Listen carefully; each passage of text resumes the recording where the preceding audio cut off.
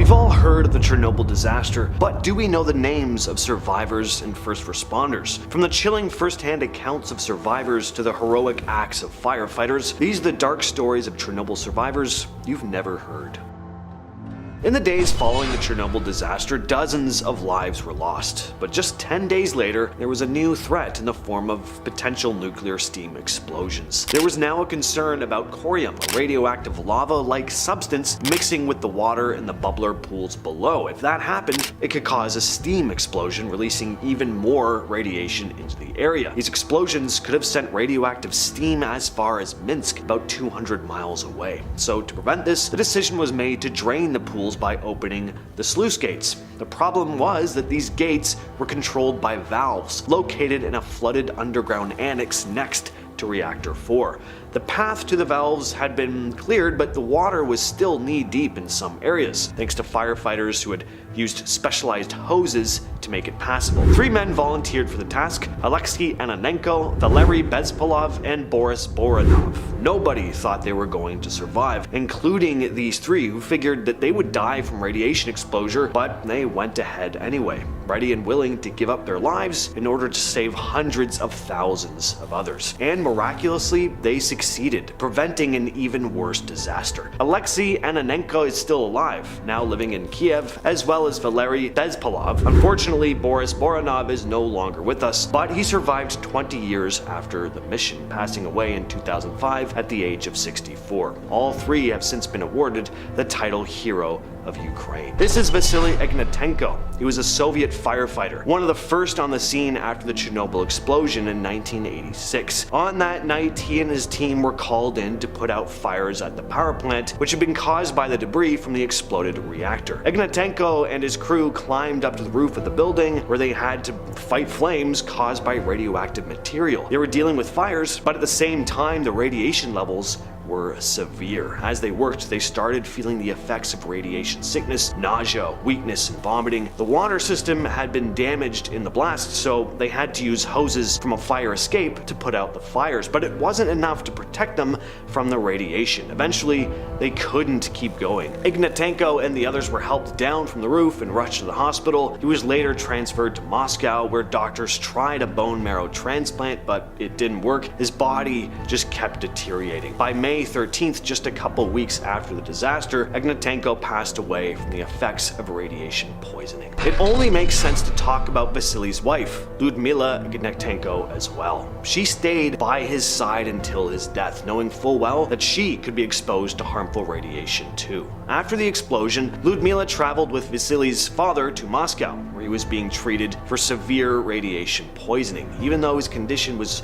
rapidly worsening, she stayed at the hospital, caring for him as he deteriorated. Vasily's health declined quickly, and it was Lyudmila who called their family to Moscow when he was near death. On the night of April 26, 1986, Alexander Yevchenko was on a night shift at Chernobyl's reactor number 4, expecting a quiet shift after the reactor had been powered down for a safety test. But around 1:23 a.m., a massive explosion shook the plant. "The doors of my office were blown out," he said, describing this violent rush of dust and steam. In the chaos, debris fell around them as the lights went out. Alexander and a colleague ran to the transport corridor to find shelter, having no idea what had just happened. They thought maybe something heavy had fallen or even that war had broken out, but soon they realized that the reactor had exploded. After trying to call the control room with no luck, Alexander was ordered to bring stretchers. When he reached the control room, he met a colleague who was so severely burned he was almost totally unrecognizable. The man told him to go to the explosion site where others were injured,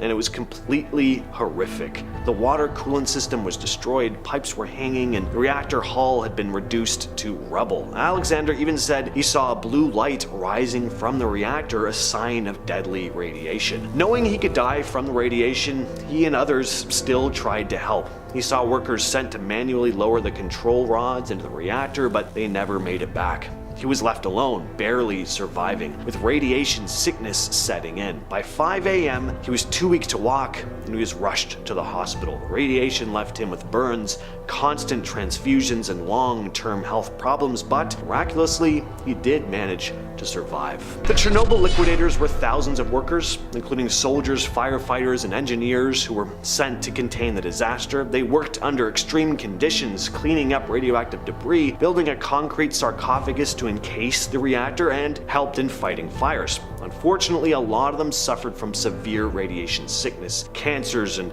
other long-term health issues, and those were just the ones who survived long enough. Unfortunately, their sacrifices were mostly ignored until much later, too. So, I'm going to show you a handful of surviving Chernobyl liquidators, along with quotes from them reflecting on the work they did in the aftermath of the disaster. This is Kozhevshna Ivanivna. I grew up in an orphanage. My fate was my own. If you are working somewhere, then you are responsible for that place of work. This is Yashin Mikhailovich, who said, "Nobody was obliged to work. I did my job. I wasn't forced to. After the accident, Pripyat was completely cut off from the country. You couldn't send a telegram or call anyone." Pictured here is Shirokov Alexei Vichlovich. "No, I never regretted a thing. Nobody forced us to be there. I was invited to work, and the young lads, I tried to protect them. After a stroke, I can hardly remember my words." Viktor Brukinov was the manager in charge of constructing the Chernobyl nuclear power plant and served as its director until 1986. On the night of the disaster, he was called about an incident at the plant, but he didn't know that there was a test happening at the time. As he passed by reactor 4,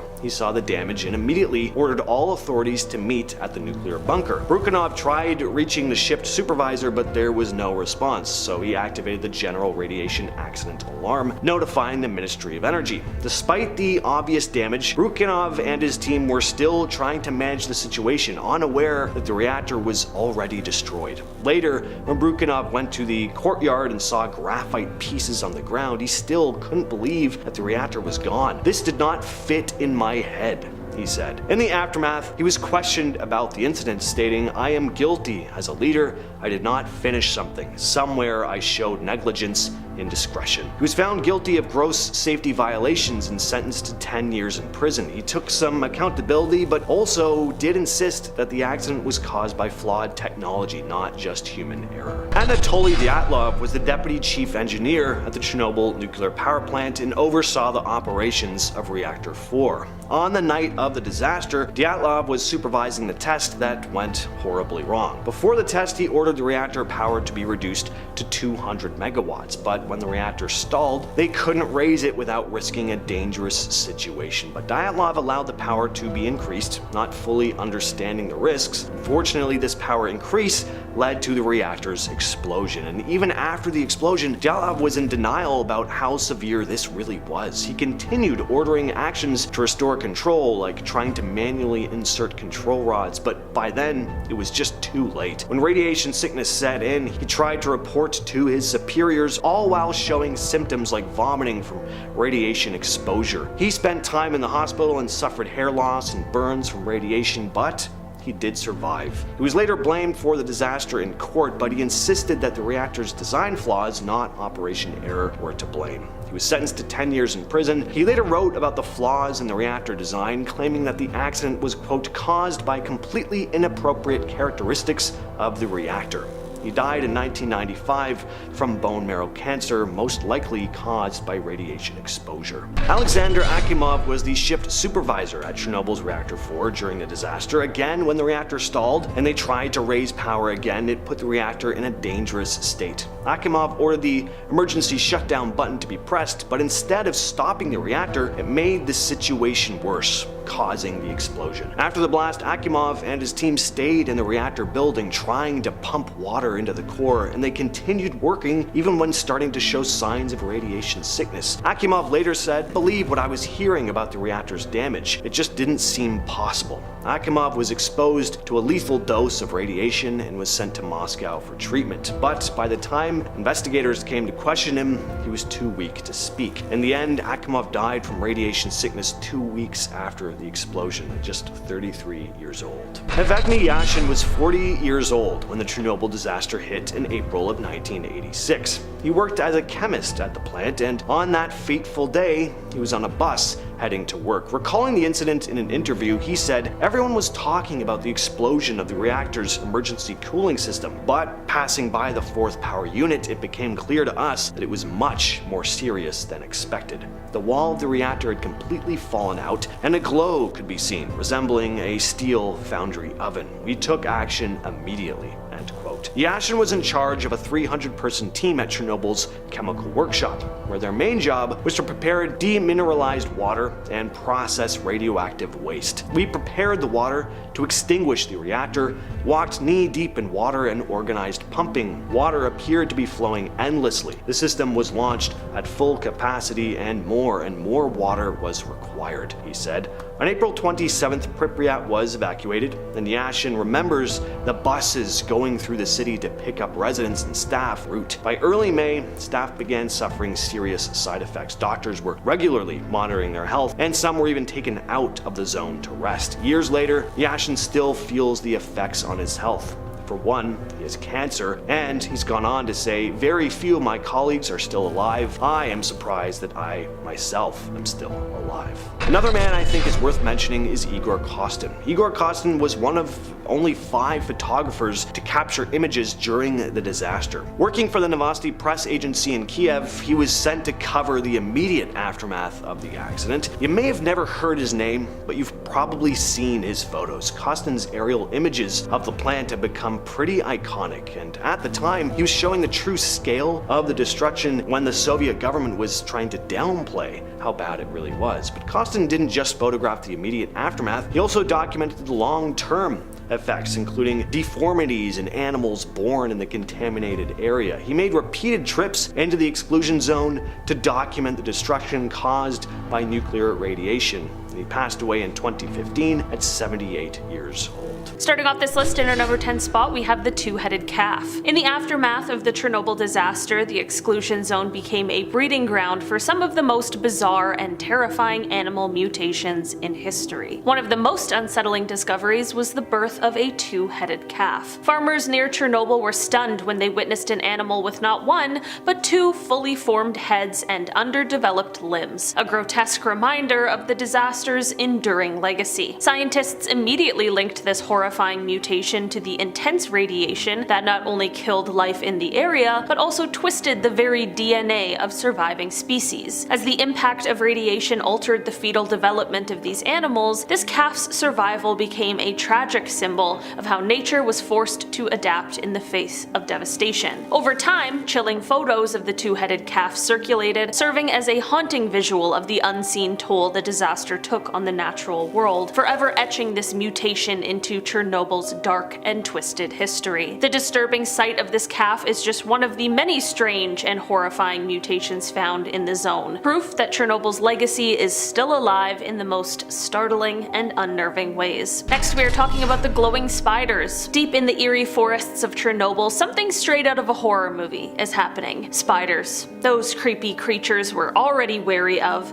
started crafting glowing webs in the radioactive wastelands. But this isn't just some freakish mutation, it's an odd twist of nature's ability to adapt. The radioactive particles creeping through the area have infiltrated these arachnids, altering the very makeup of their silk and causing it to glow under UV light like a neon sign of doom. It's both chilling and amazing at the same time, a very bizarre, fluorescent testament to how radiation doesn't just destroy, it rewires every part of the environment. Despite the terrifying look of these glowing webs, the spiders seem to be thriving, proving once again that life in Chernobyl might be twisted beyond recognition, but it's certainly not backing down. Next, we are talking about the gigantic catfish of the Pripyat River. No one cruising along the Pripyat River expects to come face to face with freshwater behemoths that could dwarf a grown adult, but that's exactly what lurks beneath these murky waters. Catfish measuring a jaw-dropping 9 feet or more have become a bizarre local legend. Their their enormous shadows drifting beneath the submerged ruins of old docks and tangled reeds. The strange truth is that these giants aren't sporting visible mutations like extra fins or gnarled faces. What's unsettling is the sheer scale of their growth. Without normal predators around, and with radioactive contaminants subtly affecting their environment, these fish have been free to balloon to unbelievable proportions. They've essentially taken full advantage of their strange new world, transforming from ordinary river dwellers into something that feels more at home in a monster movie. Such extremes of size raise uneasy questions about what the radiation may be doing to the entire food chain and how nature warps when left to wander uncharted territory. Next, we are talking about the albino moose. Nothing quite rattles the senses like catching a glimpse of a massive snow-white moose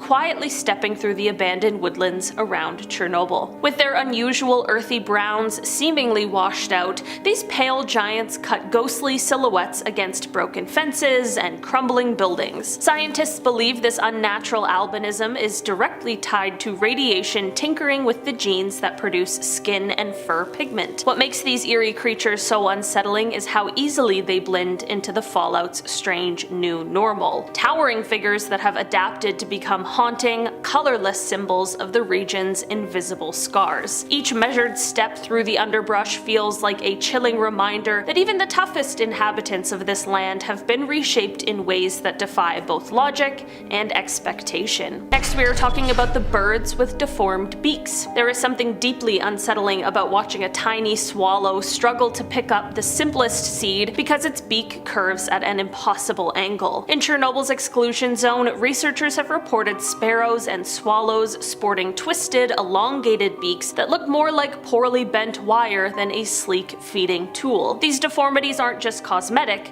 they can make it nearly impossible for birds to gather enough food, threatening their chances of survival. Scientists link these bizarre changes to genetic damages from lingering radiation, the same invisible force that's quietly reshaping the area's entire ecosystem. These deformed beaks aren't just a tragedy for the birds themselves, but a glaring symbol of how nature, when exposed to something as catastrophic as nuclear fallout, veers down a path it's not supposed to follow. Next, we are talking about the black frogs. Out of all the strange and eerie changes in Chernobyl's exclusion zone, the sighting of pitch black frogs might be one of the most unsettling. Eastern tree frogs, once a vibrant green, now sport deep inky black skin, blending into the desolate landscape like shadows. This isn't just a freak accident, instead it's an eerie form of adaptation. Scientists believe that these frogs' dark skin acts as a natural shield, protecting them from the radiation still lingering in the soil and the air. By absorbing less harmful energy, their blackened color may give them a surprising survival edge in this nuclear-scarred environment. But while this adaptation could be seen as a victory for biology,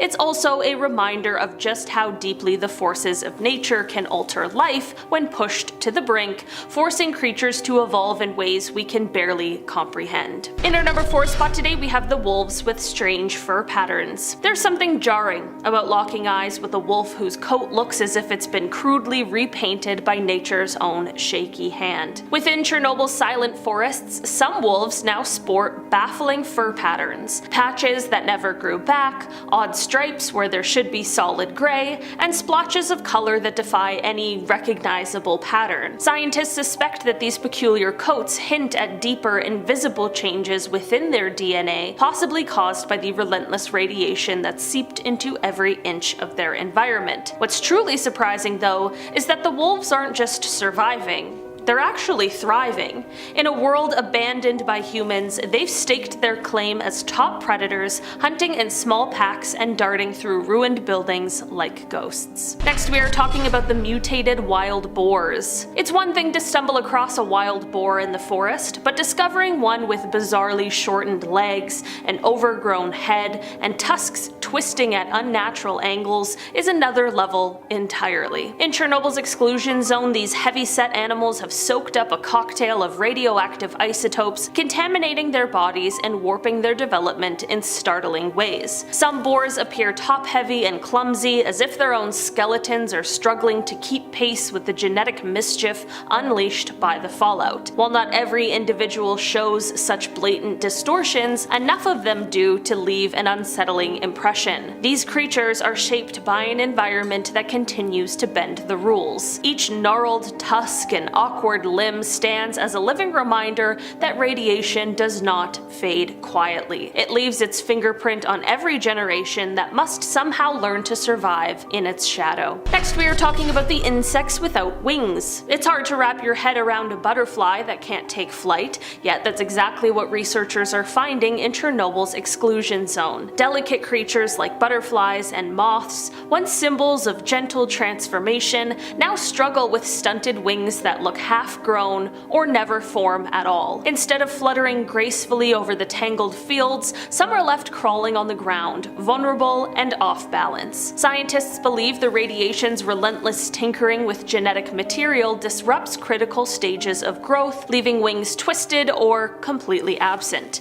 It's an unsettling sight that strips these insects of their most defining feature. And finally, ending off this list today, we are talking about Przewalski's horse. These horses first originated in Mongolia and were wild horses that became endangered. They first became endangered due to hunters who would often kill the stallion, which of course would provide many difficulties in terms of reproduction. These horses also weren't doing very well in captivity, which made things even more difficult. This, combined with the harsh winters which would often claim their lives, left things looking quite grim for the species. In the late 1990s, however, in an effort to help repopulate these animals, 30 of them were released into the Ukrainian side of the exclusion zone, and it is believed that some of these original horses are actually still alive today, which is amazing, but camera trap images have also shown young horses and foals, which means they are repopulating, which is a huge win. They're expanding population in such a harsh environment, which could mean that they might potentially be able to return from the brink and go on to continue as a species, which is something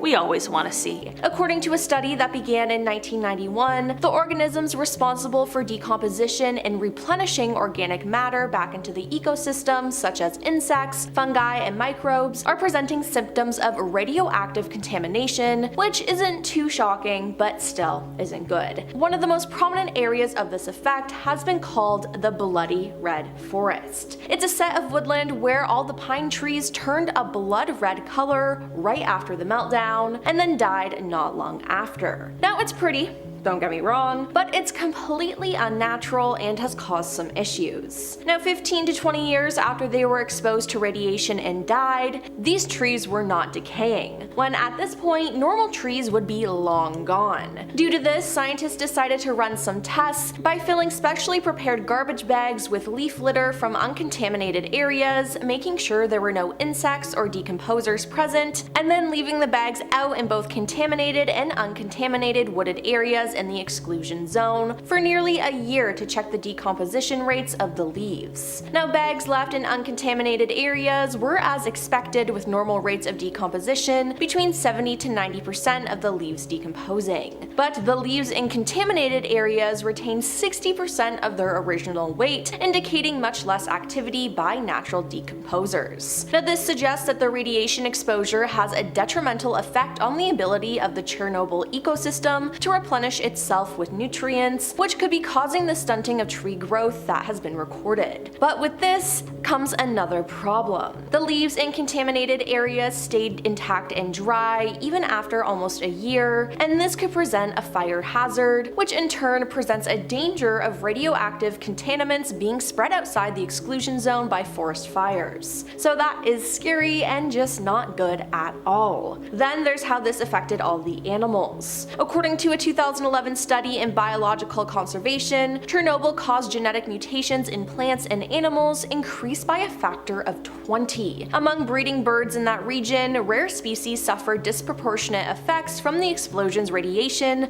compared to common species. Now, further research is needed to understand how the increased mutations affect species' reproductive rates, population size, genetic diversity, and other survival factors, but it definitely affected animals in a negative way. In 2016, a study found that the eastern tree frogs in the Chernobyl exclusion zone exhibited different characteristics than their neighboring cousins, and in 2023, another study discovered distinct genetic differences between Chernobyl dogs and dogs living only 10 miles away in Chernobyl City. Now, not all the animals living around Chernobyl are entirely wild, as there are around 900 stray dogs, mostly descended from those left behind when people evacuated the area. Veterinarians, radiation experts, and volunteers from a group called the Dogs of Chernobyl captured the dogs, vaccinated them against diseases, and tagged them. Now, in addition to the tags, some dogs are fitted with radiation detector collars. Now, the dogs offer a way to map radiation across the Chernobyl exclusion zone and study the ongoing effects of the accident. While scientists generally can't get a close look at individual wild animals in the zone, they can monitor the dogs closely, and they are, of course, radioactive.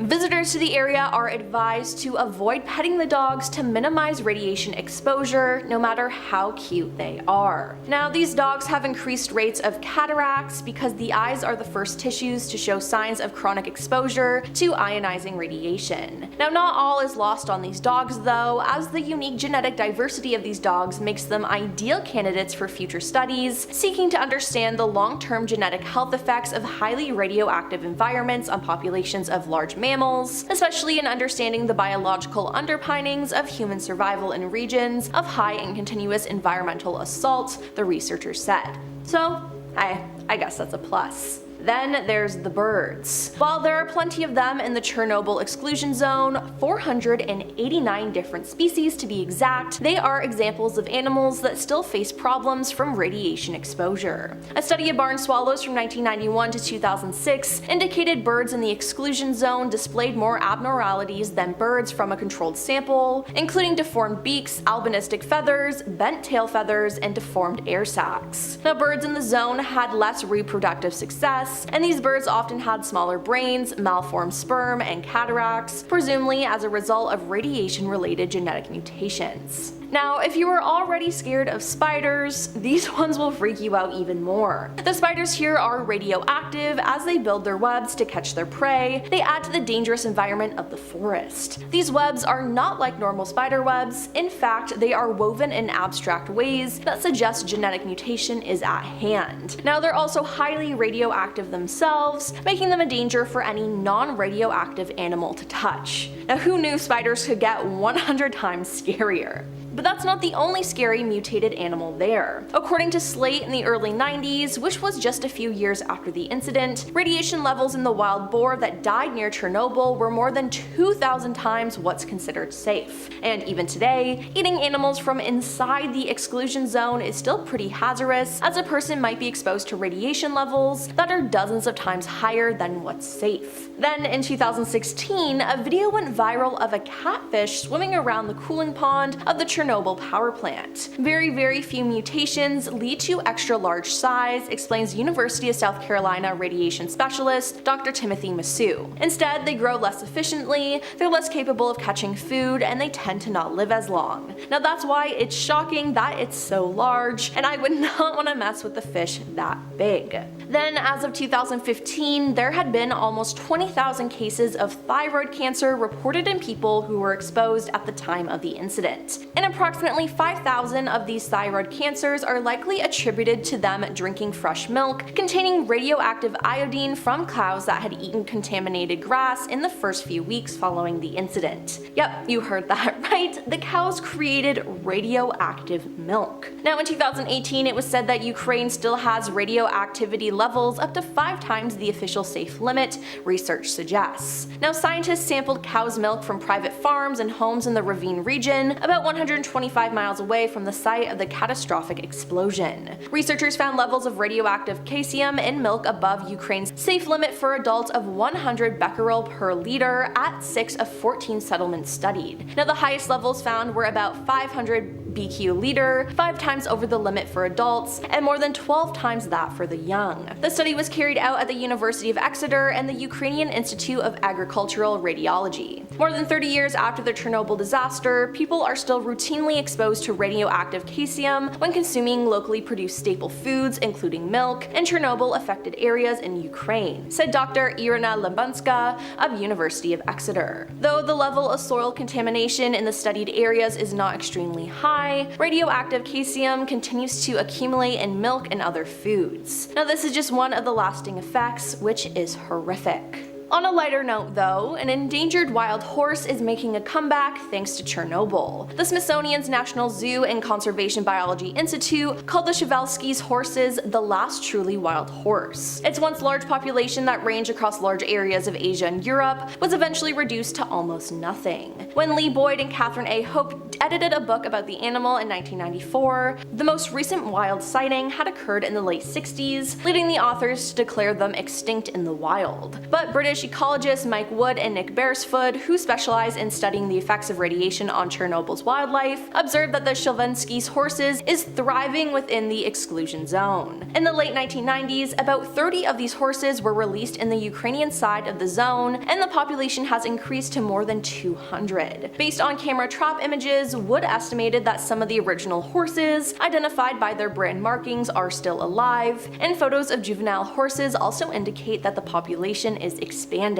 And finally, if you didn't know, Earth has both a magnetic field and an atmosphere that protects us from dangerous radiation. Now, NASA knows that astronauts on the International Space Station get exposed to 20 times the radiation we get down here on the planet. So after discovering that a fungus thriving around the heavily radiated Chernobyl disaster site consumes radiation through radiosynthesis, they decided to experiment with it in space, and over the course of a month they found out that the fungus actually blocks radiation literally by eating it. The experiments on the ISS revealed that it was utilizing melanin to transform radioactive gamma rays into chemical energy. Now, this is actually really exciting because this ability may turn out to be useful in future space exploration. NASA is hoping that the fungus may be used to both shield equipment and the crew from deadly radiation during long space flights, and even more importantly, help clean up radioactive waste. First up today, we have the forest fires. The Chernobyl exclusion zone has witnessed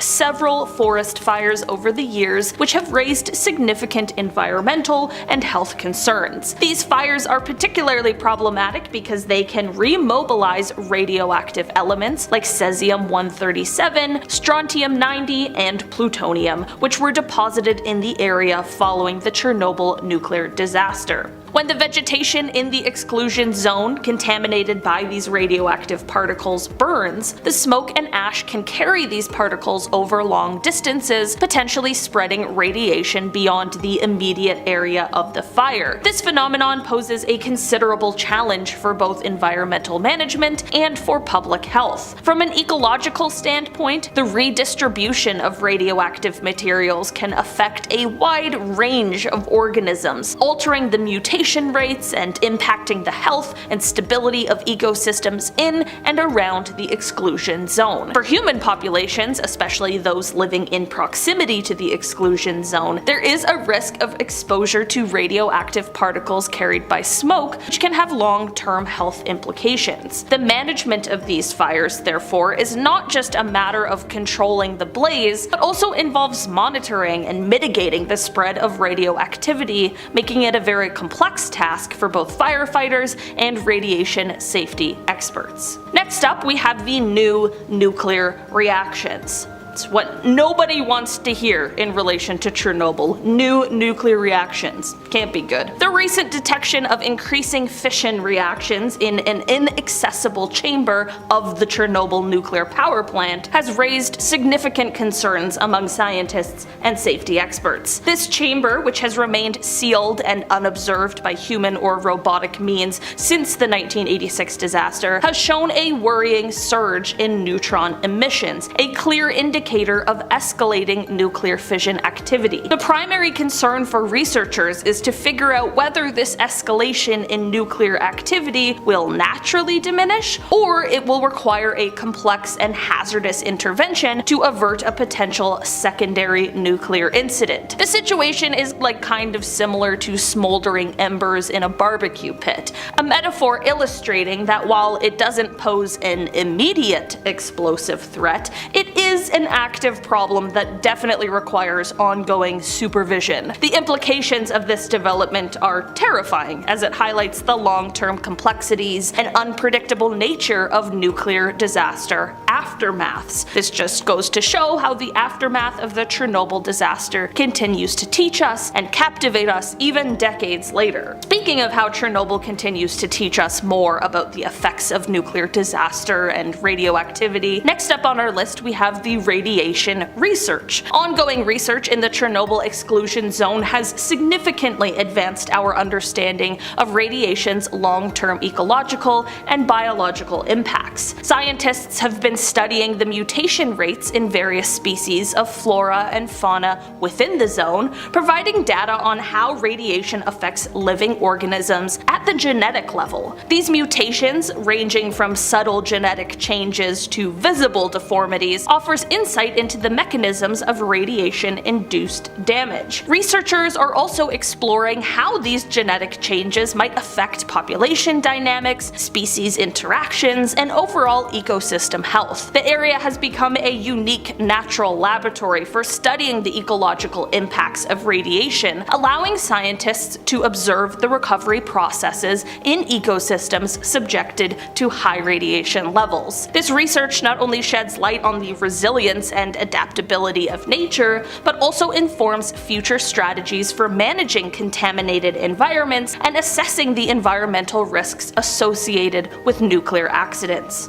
Next up, we have the very unfortunate psychological impacts of the disaster. Psychology issues resulting from widespread fear of radiological disease is a much greater issue, impacting many more people with lethal health effects. People who believe they or others have been impacted by radiological illnesses, erroneous or otherwise, exhibit greater issues with feelings of no control or fatalistic and pessimistic outlooks. This often leads to harmful behaviors, such as a lack of initiative to treat diseases. These fears are further strengthened by poor public understanding of the effects of radiation. Because of the radiation in Chernobyl, the people living there had to move, and it's been studied that these groups of people believed they had an illness related to radiation exposure more often than the citizens who actually remained inside of the contaminated regions. This brings into question the effectiveness of resettlement. Also, psychological distresses can significantly increase cancer mortality rates, possibly as much as 97%, nearly double, resulting in as many as approximately 100,000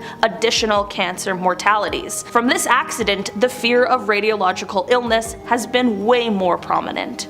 Around our halfway mark today, we have the decaying of nature. Since the Chernobyl disaster, scientists have realized something very strange with the plants in the exclusion zone. They have realized that the dead trees, plants, and leaves at the contaminated site don't decay at nearly the same rate as plants elsewhere. This is definitely weird. I mean, just thinking about it, I would have thought that the opposite would be true, that plants in the exclusion zone would decay even faster, but this is why it's good that I am not a scientist. Tim Mosow, a professor of biology at the University of South Carolina, has said, quote, "We were stepping over all these dead trees on the ground that had been killed by the initial blast. Years later, these tree trunks were in pretty good shape. If a tree had fallen in my backyard, it would be sawdust in 10 years or so." To find out what was happening, or more accurately, what wasn't happening, the research team collected hundreds of samples of leaf litter from forest floors that were not contaminated by radiation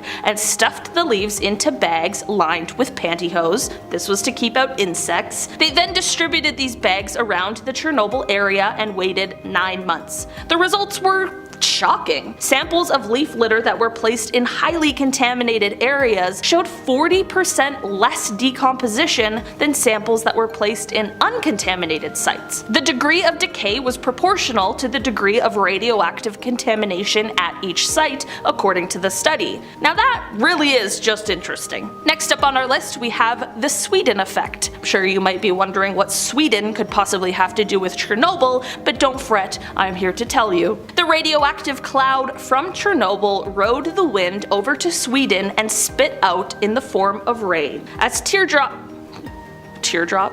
Somebody's really crying. As raindrops landed, so did radiation, especially in parts of north and central Sweden. Keeping food from getting contaminated was an issue in some places. Northern Sweden absorbed a whole 5% of the radioactive cesium-137 that Chernobyl released into the air. Atoms of it wound up in the lichen that reindeer graze on. That same year, after the farmers' meat harvesting season, it was discovered that almost 80% of the Swedish reindeer meat was too contaminated for sale. 80%! That's so much! Reindeer farmers had to change their practices, harvesting their meat earlier in the year before the animals had a chance to eat the contaminated moss. Because of this contamination, the Swedish authorities actually ended up raising the limit for permissible radiation in game, freshwater fish, wild berries, and mushrooms, based on their view that these foods made up only a little bit of the Swedish diet. Even to this day, a small portion of reindeer can't be sold because they have too much of the radioactive element. Moving on down our list, we have the new safe confinement, also known as the NSC. This structure at Chernobyl represents a monumental advancement in nuclear containment technology. This massive structure, completed and put into place in 2016, was designed to address the critical need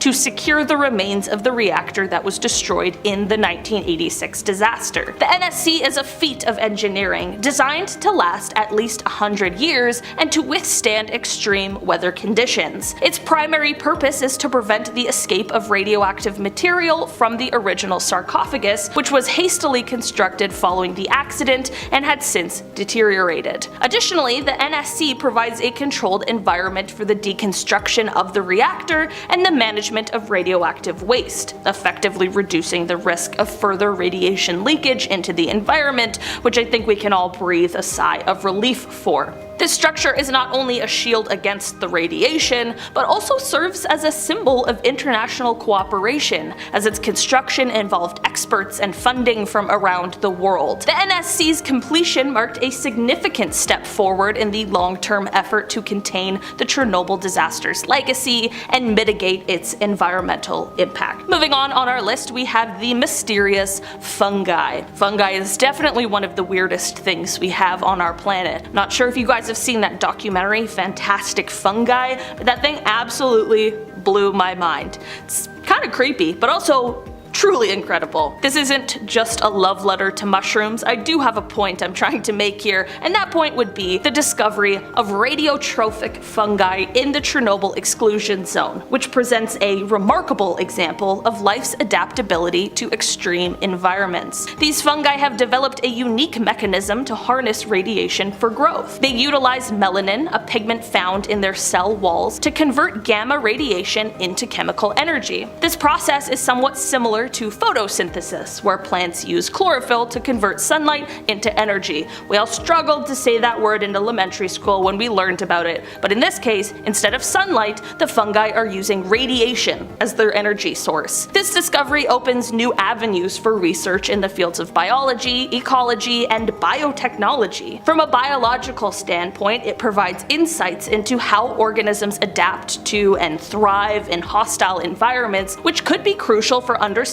life in extreme conditions on Earth, and potentially other planets too. In terms of practical applications, these radiotrophic fungi could be used in bioremediation to clean up radioactive waste or environments contaminated by nuclear accidents. The fungi are fantastic, what can I say?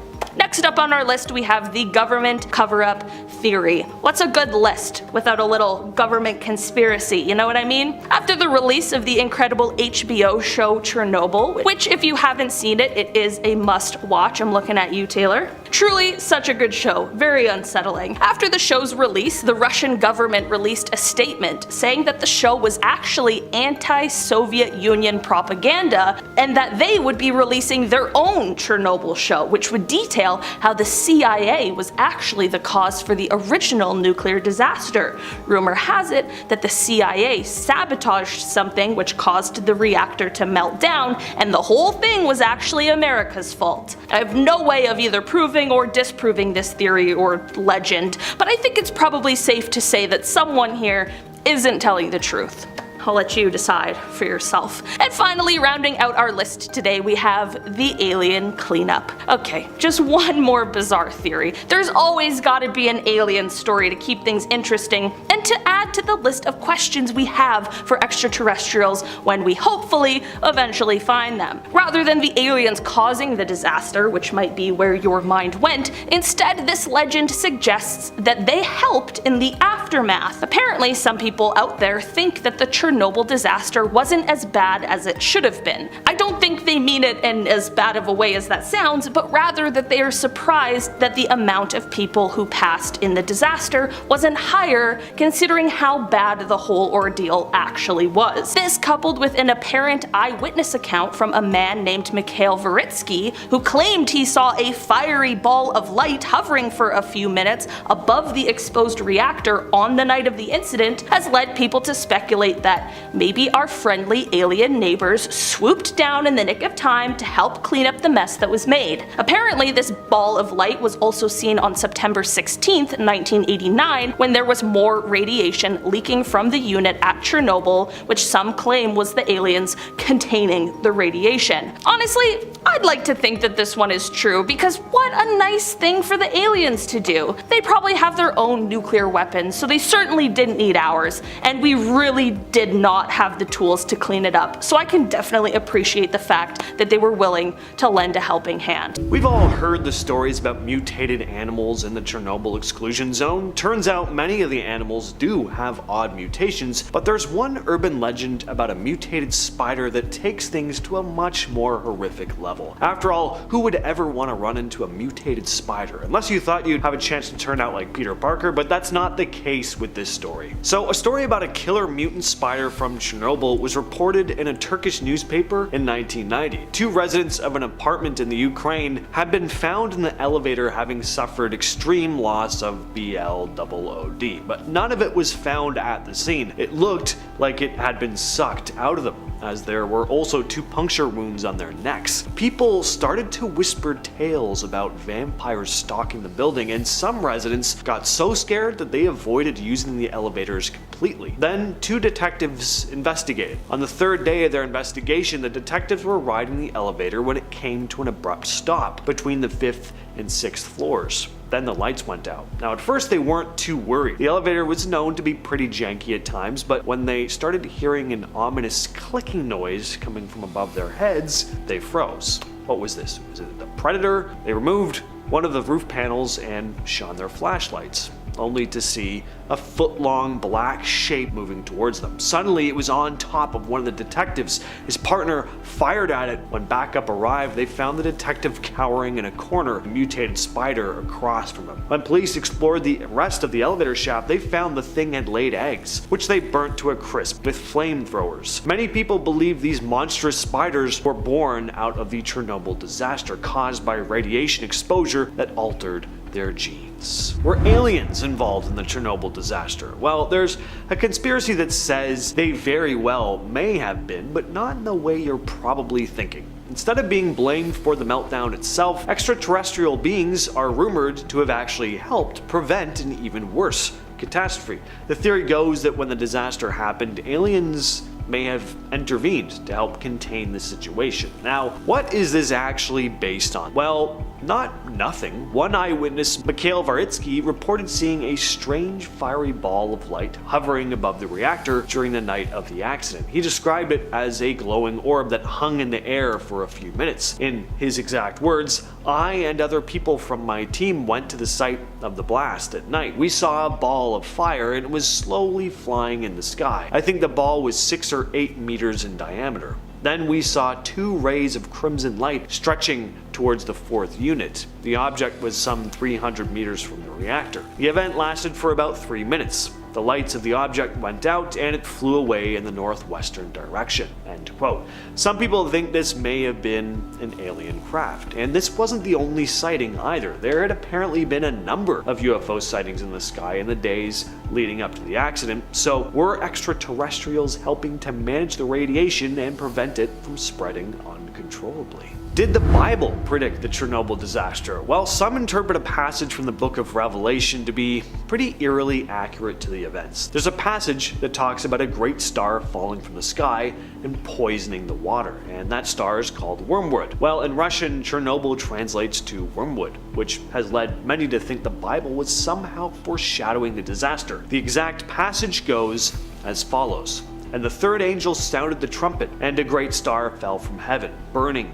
as it were a torch, and it fell on the 3rd part of the rivers and upon the fountains of waters. And the name of the star is called Wormwood, and the 3rd part of the waters became wormwood, and many men died of the waters, because they were made bitter." Now, aside from the wormwood thing, there are other similarities here. Firefighters at Chernobyl described the fires at Reactor 4 as burning like a torch, just like in the scripture. And the part about bitter waters could definitely be interpreted as the radiation seeping into the local water, making it unsafe to drink. There's even a sculpture near Chernobyl showing an angel with a trumpet, created by a Ukrainian artist as a tribute to the firefighters and workers who risked their lives during the crisis. Up next, we have the tale of the scream. So in 1997, a nuclear physicist named Andrei Korsakov from the University of Buffalo had an eerie experience at the Chernobyl power plant. While visiting the site of Reactor 4, he reported hearing a faint but frantic voice screaming for help as he was taking radiation readings in the infamous Ground Zero area at around 7:30 in the morning. Now, after hearing the screams, Korsakov rushed back upstairs to tell the personnel what he heard, but to his shock, they told him that he was the first person to enter that restricted area in 3 years. The security protocols were strict, too. Entry required a password, handprint scan, and any unauthorized presence would trigger a whole whackload of alarms. So, who had been screaming? In 1996, a researcher named Vitaly Pravitsev looked into the possibility of the accident having been caused by an earthquake. People were pretty skeptical though. Experts pointed out over 80 discrepancies in his report, but then in 1997, a group of scientists from the United Institute of the Physics of the Earth took another look into this. They found that on the night of April 25th to the 26th, just 16 seconds before the reactor exploded, 3 nearby geological stations recorded a weak seismic event. So did an earthquake cause this disaster? And if so, was it natural, or was there a possibility that it was intentional? Sounds crazy, but the idea of weaponized earthquakes isn't entirely out of the realm of possibility. During the Cold War, there were rumors that both the Soviet Union and the US were researching tectonic weapons. We don't know for sure if these weapons were actually ever developed or used, but some think they may have been, of course, in secret. I mean, even Nikola Tesla claimed to have created a device in 1898 that could produce earthquake-like effects. An article in Pravda, the former Soviet newspaper, claimed in 1992 that geophysical weapons were indeed developed, but the government denied this. Another conspiracy has to do with the KGB. The idea is that they wanted to sabotage Reactor 4 to scare other countries away from building their own nuclear power plants. The goal? To monopolize Europe's energy market entirely. The thinking goes like this: if Chernobyl created massive fear about nuclear energy, countries in Western and Central Europe would maybe think twice before investing in their own nuclear facilities. With limited energy sources in Europe, the KGB figured that if they could make these countries dependent on Soviet oil and gas, they'd be in a position of power. Of course, if you're going to look at the KGB having something to do with the incident, it's only natural for others to speculate about the US government as well. Ever since the disaster took place in 1986, there were suspicions that the CIA might have had something to do with it, which is not surprising in the slightest. This one's pretty obvious. The idea is that the CIA orchestrated the explosion at Reactor 4 to create fear around nuclear energy and destabilize the USSR's influence. It was a tense period of time for the Soviets and the United United States, and by creating a catastrophic event like this, the CIA could not only undermine the Soviet government's credibility, but also discourage other nations from developing nuclear power themselves, giving them the edge in the global energy market. Some were also highly skeptical of the rapid response of the US, thinking that they could have had a prior knowledge of the disaster. Now into more paranormal stuff. Like with any ghost town, especially one abandoned for such a tragic reason, ghost stories are plentiful. The amusement park has to be one of the eeriest spots in Pripyat. It was built just days before the disaster. It was meant to be a place of fun for families, but that never came to be. Sadly, it was never officially opened to the public, but legend has it that if you happen to be exploring Pripyat late at night, you may hear the faint sounds of laughter and music coming from the park. Visitors have reported strange occurrences while exploring. Some people say that when they approach the bumper cars, they can faintly hear the sounds of engines starting. Another creepy part about the park, and really the whole town itself, are the dolls scattered throughout it. Dolls that were left behind, now left to decay. Some believe that these dolls, especially those found in the carousel area, have taken on a life of their own. People have claimed that the dolls seem to change positions or appear in places they weren't before, but the giant rusted Ferris wheel is the most recognizable sight in the park. Some have said that when the wind blows, the wheel creaks and groans, sounding almost like whispers. It's not just the amusement park that's said to be haunted though. Urban explorers have reported seeing dark figures darting between buildings all throughout the city of Pripyat, especially in the empty schools and hospitals. Could these shadowy figures be the spirits of those who died in the disaster, still trapped in the abandoned city they once lived and worked in, forever doomed to roam the desolate streets? Some will say they've seen unexplained silhouettes peering out at them from corners of rooms or appearing just out of the corner of their eye. But are there actually shadowy entities trapped in the Chernobyl exclusion zone, or could people just be seeing things,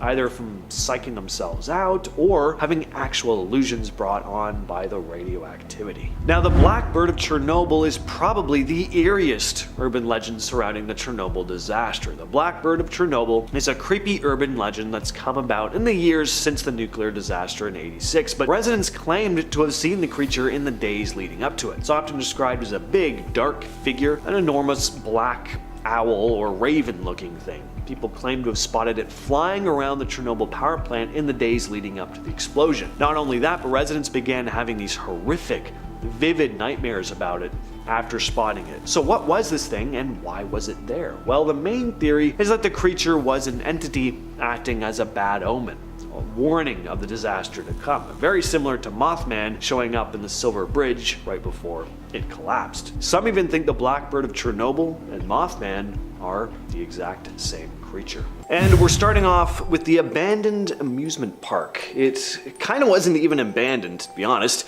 It was set to open just days after the disaster, so it was never actually used. The rusted Ferris wheel and desolate bumper cars still stand though. It's definitely eerie, but somber too, an area frozen in time, a reminder of what could have been. The park, meant to be a source of entertainment for the residents of Pripyat and the workers of the Chernobyl nuclear power plant, now stands as a testament to the sudden and irreversible changes brought about by the events of that fateful day. The centerpiece of the park is the rusted Ferris wheel, which was meant to offer a nice panoramic view of the city, and surrounding it are the remains of bumper cars, a once colorful carousel, and the other amusement rides, all now deteriorating and covered in a layer of rust. And instead of the screams of happy visitors, there's just an eerie silence. Empty benches and picnic tables where families were meant to gather,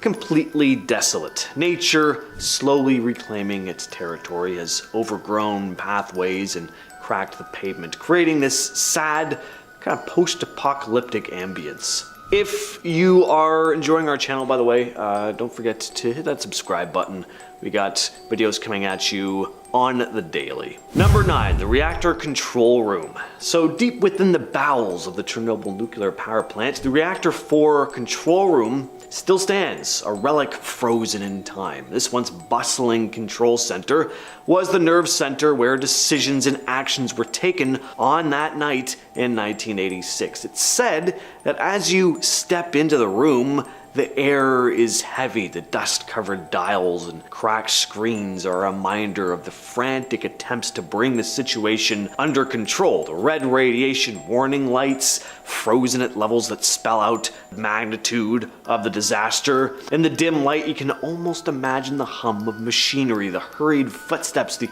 urgent conversations that once filled the room, a complete contrast to the lifeless, ghostly atmosphere that it has now. Pripyat Hospital. It doesn't take a rocket scientist to figure out why the place is unsettling. Hospitals are depressing, even when fully open and operational. Abandoned hospitals are that. Plus, they have the creep factor of being empty and abandoned. So an abandoned hospital in the middle of a radioactive death zone, that's pretty much the apex of nightmarish hospitals right there. Looking at images of this place online, it looks like the real-life Silent Hill or something. Chipped paint, rusted beds, the building is literally falling apart and decaying. Really oozes with ambience, just not the kind of ambience you want to sit back and relax in.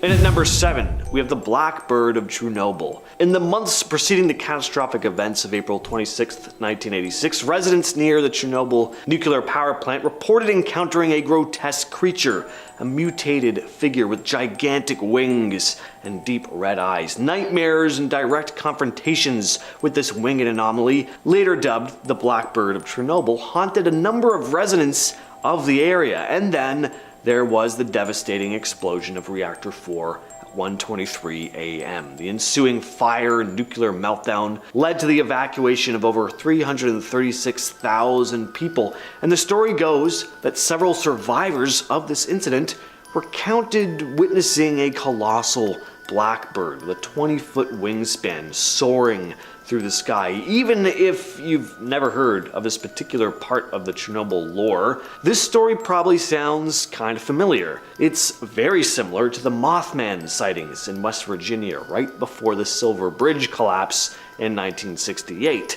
The physical description of the creature is similar, and the fact that these creatures were reported appearing right before disasters, both the Blackbird of Chernobyl and the Mothman vanished after each of these catastrophes. So you can't help but wonder if these ominous creatures are bound to disaster, omens that materialize in the shadows preceding total destruction. Next on the list is the notorious Red Forest. So the Red Forest, named for the eerie reddish color assumed by the pine trees following the radioactive fallout, is a symbol of the environmental impact of the Chernobyl disaster. This dense woodland located near the nuclear power plant absorbed a significant amount of radioactive particles, resulting in the death of its vibrant flora. As you step into the Red Forest, the silence is apparently palpable. The once lush trees, now lifeless and devoid of foliage, stand as a testament to the irreversible consequences of the nuclear fallout.